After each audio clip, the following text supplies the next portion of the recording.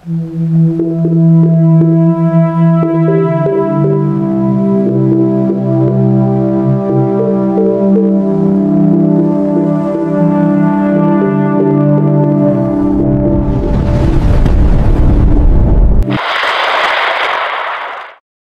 ang pinakabagong update sa lagay ng panahon sa ating bansa ngayong Martes, ika-30 ng Setyembre taong 2025. Sa kasalukuyan, patuloy pa ring umiiral ang hanging easterlies na nagdudulot ng maalinsangang panahon, lalo na sa umaga hanggang tanghali. Pagsapit ng hapon, nakakaranas tayo ng maulap na papawirin at kalat-kalat na pag-ulan dahil sa epekto ng hanging easterlies na nagmumula sa Pacific Ocean. Kaya kung kayo ay may mga aktibidad sa ilalim ng sikat ng araw, ugaliin pa rin ang pag-inom ng maraming tubig upang manatiling hydrated at makaiwas sa masamang dulot ng sobrang init sa ating kalusugan. Bukod sa easterlies, mayroon din tayong mino-monitor na low pressure area sa labas ng Philippine Area of Responsibility. Ito ay papalapit na sa ating bansa at inaasahang papasok sa mga susunod na oras. Makikita sa satellite image ang formation ng cloud cluster na siyang papasok sa ating bansa at nagpapalakas sa hanging easterlies na nagpapataas ng posibilidad ng pagbuo ng masamang panahon o LPA na posibleng maging bagyo. Bagamat mahina pa ito sa unang tingin, dito nagmumula ang bagyo. Base sa aming pagtaya, makikita kung paano magiging bagyo ang mino-monitor nating LPA. Sa mga susunod na araw, inaasahang mas lalapit ito at bahagyang lalakas. Ang nararanasan nating pag-ulan sa silangang bahagi ng bansa ay dulot na ng LPA na papasok. Asahan na mamaya o bukas, nasa loob na ito ng PAR. Para sa ating mga kababayan, upang makapaghanda ng maaga, bukas ay nasa loob na ito ng PAR. Pagsapit ng Huwebes, ika-2 ng Oktubre, bahagya na tayong hagip ng LPA, lalo na sa Bicol Region, Eastern Visayas, at sa silangang bahagi ng Luzon. Ang mga pag-ulan na mararanasan natin sa mga susunod na araw ay dulot na ng LPA na pumasok sa ating bansa. Pagsapit ng Biyernes, ika-3 ng Oktubre, mas lalapit na ito sa ating kalupaan na magdudulot ng maulap na papawirin at tuloy-tuloy na pag-ulan. Samantala, pagsapit ng Sabado, ika-4 ng Oktubre, tatawid na ito sa Hilagang Luzon. Sa aming pag-aaral, naglalaro ito sa Tropical Depression. Dahil sa aming pagmomonitor, mas mataas ang tsansa na maging bagyo ito kung nasa kanlurang bahagi na ng ating bansa o nakatawid na sa ating kalupaan. Ngunit pinag-iingat pa rin natin ang ating mga kababayan dahil inaasahan natin na magdadala pa rin ito ng maulap na papawirin at mga pag-ulan, kahit hindi ito maging ganap na bagyo sa silangang bahagi ng ating bansa. Posible pang magbago ang senaryo base sa pinaka-latest nating outlook. Kaya't manatiling updated sa mga bagong ulat panahon na aming ilalabas. Inaasahan na mas lalo itong lalakas sa kanluran bahagi ng ating bansa o pagkatawid sa ating kalupaan. Dahil sa masamang panahon, pinapaalalahanan pa rin natin ang ating mga kababayan na maghanda at maging alerto dahil sa mga pag-ulan na dulot nito na posibleng magdulot ng pagbaha sa mga mabababang lugar at pagguho ng lupa sa mga mabundok na lugar.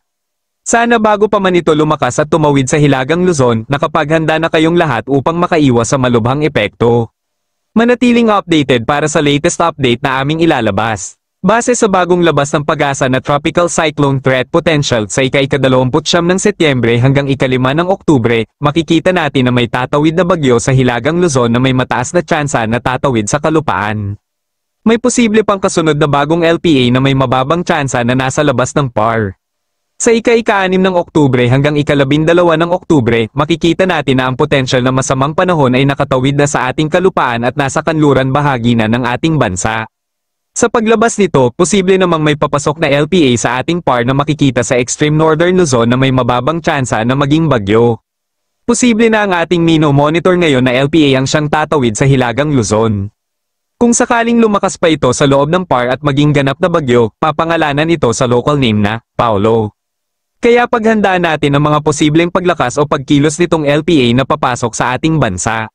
Sa kasalukuyan, ang LPA na ating mino-monitor na papasok sa PAR ay wala pa ring direktang epekto sa kahit anong lugar sa ating bansa.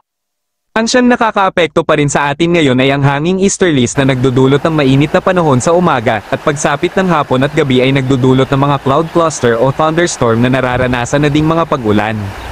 Kaya sa ngayon ay wala pa tayong dapat ipag-alala sa potensyal na bagyo ito. Ingat po mga kababayan. Narito ang lagay ng panahon sa iba't ibang rehiyon ng ating bansa. Luzon. Asahan ng bahagyang maulap na papawirin na may posibilidad ng biglaang pag-ulan dahil sa epekto ng hanging easterlies. Gayunpaman, nariyan pa rin ang sikat ng araw. Ang temperatura ay maaaring umabot sa Tuguegarao, 24 hanggang 34 degrees Celsius. Legazpi, 25 hanggang 32 degrees Celsius. Lawag, 24 hanggang 33 degrees Celsius. Baguio, 18 hanggang 25 degrees Celsius. Metro Manila, 25 hanggang 33 degrees Celsius. Tagaytay, 23 hanggang 30 degrees Celsius. Maghanda sa biglaang pag-ulan, lalo na sa hapon at gabi. Magdala ng panangga sa sikat ng araw o ulan. Visayas, dahil sa hanging easterlies, makakaranas ng bahagyang maulap na papawirin na may tsansa ng biglaang pag-ulan, lalo na sa hapon at gabi.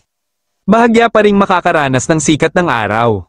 Ang temperatura ay maaaring umabot sa Iloilo, 25 hanggang 31 degrees Celsius. Cebu, 25 hanggang 31 degrees Celsius.